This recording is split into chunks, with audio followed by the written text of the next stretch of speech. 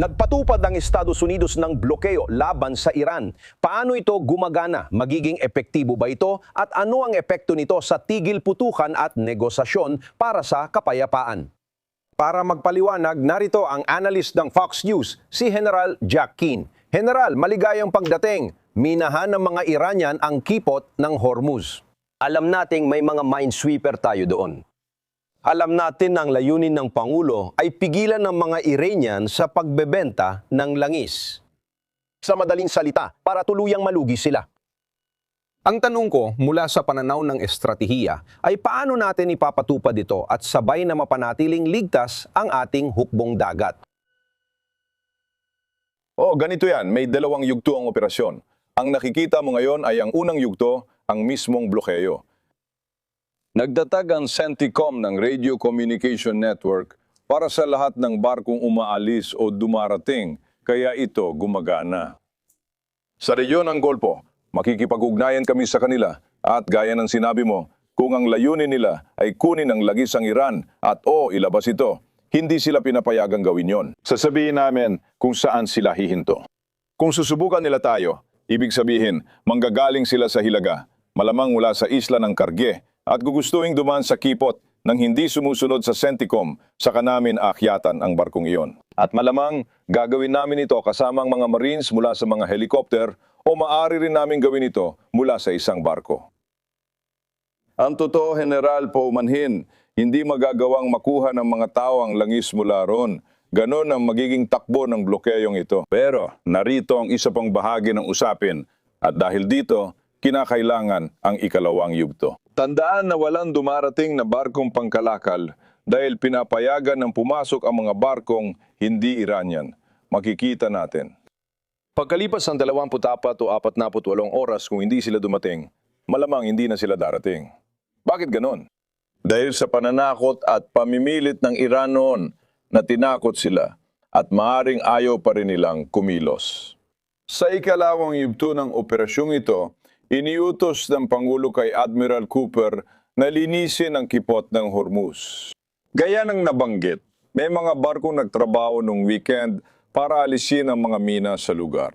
Sinusubukan rin ng mga drone sa ilalim ng dagat na tukuyin ang mga minang itinanim ng mga Iranian. Nakakalat na ang mga iyon at nawala na sila ng ganap na kontrol sa mga iyon. Kapag nagawa na iyon, kailangan natin tiyakin ang seguridad. At kailangan din nating eskortahan ang mga barkong dumaraan sa kipot ng Hormuz. Aabutin ito ng oras, pero mapipigilan nito ang anumang pananakot o pamimilit na maaring gawin pa ng Iran sa mga may-ari ng mga barkong pangkalakal. Ayaw nilang ipadala ang barko doon dahil ayaw nilang malagay sa panganib ang tripulante at mawala ang barko. Dalawang yugto ang operasyon na ito. At kapag nagsimula na ang pag-escort kay Shan sa isang punto, ililipat natin siya sa mga kaalyado at kasosyo. At sapat ang dami ng mga kaalyado na nagtitipon para sumali. Kahit na nag-aatubili sila sa simula, sa huli ay sasali rin sila dito. At mangyayari ito sa paglipas ng panahon. Ngayon, kung magiging maayos ang negosasyon at handa ang Iran na pumayag sa lahat, at tandaan mo, sinabi na ni Pangulong Trump ang lahat ng iyan.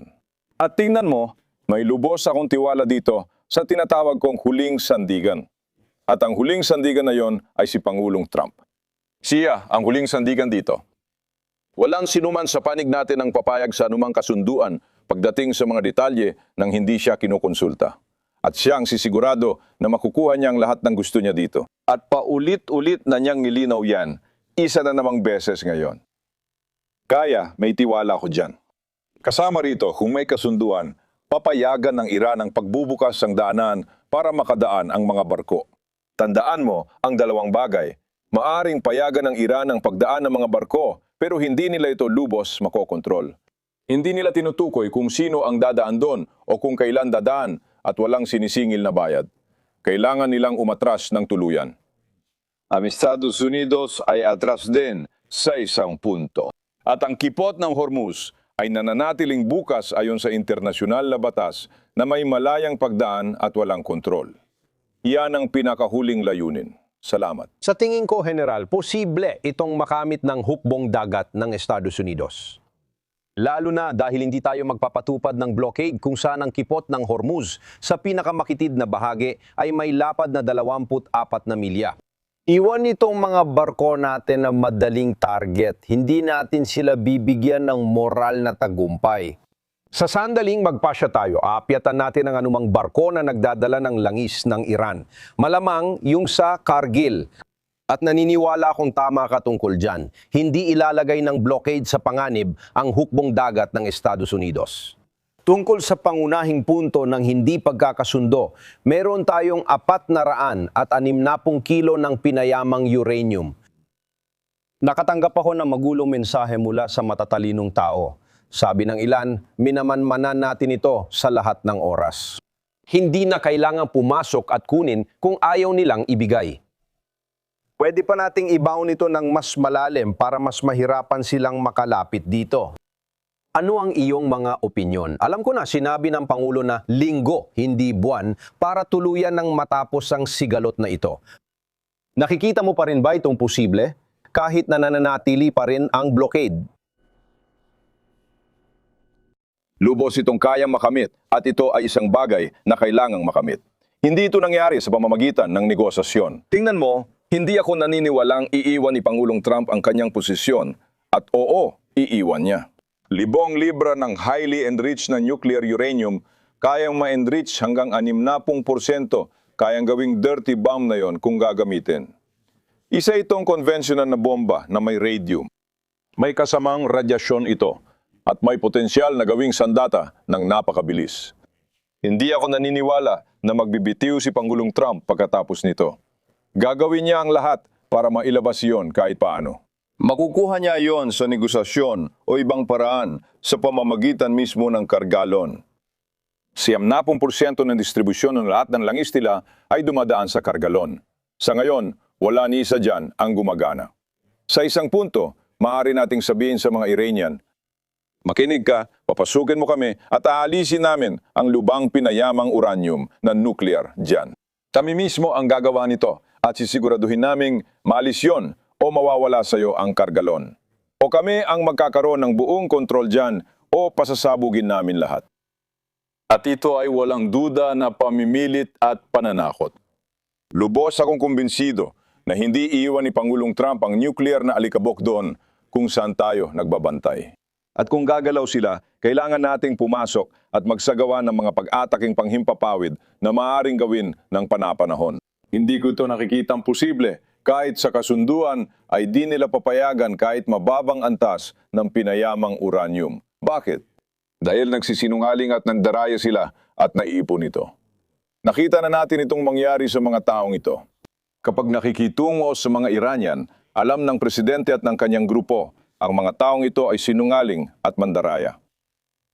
At ito ang naging modus operandi nila sa halos 50 taon at eksperto na sila dito. Pero ngayon, nasa depensiba na sila. Makikikita ito sa negosasyon.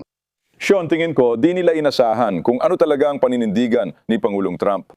Sa tigil putukan at pagtatapos ng digmaan dahil sa kipot ng Hormuz, akala ko iniisip nila na ang Estados Unidos ay nasa mahina na posisyon at sa negosasyon ay susunod sila sa gusto natin at papayagan tayong gawin ang gusto natin. Pero sinabi ni Pangulong Trump, hindi natin gagawin ang alinman sa mga yan. Habang nakikipagnegosasyon, naglayag siya gamit ang 2 barko sa kipot ng Hormuz sa kanyang unang pagtawid para sa huli palayain ang buong lugar. At pagkatapos, nakita natin ang nangyari kaagad pagkatapos noon. Ibig sabihin nito ay iniutos ang mismong blockade. Ngayon, alam na nila kung sino ang kanilang kaharap. Kung may alinlangan sila, alam na nila ngayon kung sino ang kaharap nila. Hindi siya natatakot. Sinabi niya na dapat nilang malaman na sila na ang susunod na target kahit nasa ika-4 o ika-5 antas lang sila. General Keane, malaking karangalan na nandito ka. Salamat sa iyong pagsusuri. Salamat.